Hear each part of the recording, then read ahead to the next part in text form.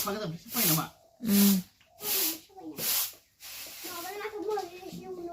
Oh.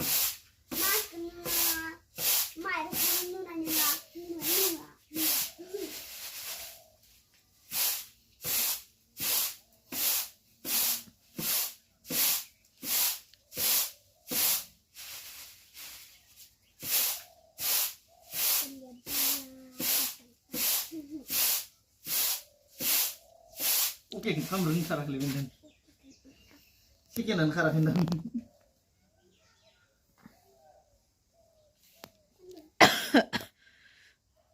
Siswa ini mau lah.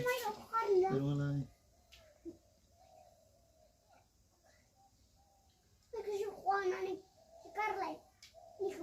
Di sekolah sini dulu.